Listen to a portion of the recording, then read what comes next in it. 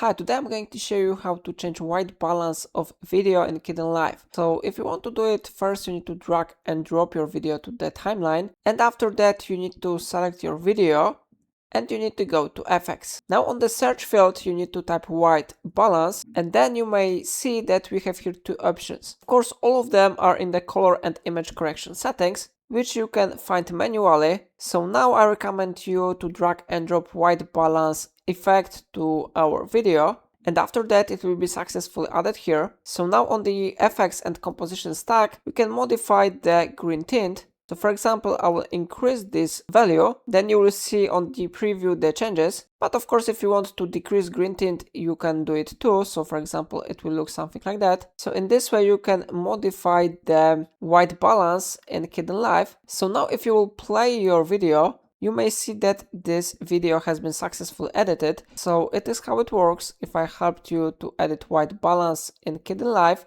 remember to like this tutorial and subscribe my channel. Please let me know in a comment if it's of your problem.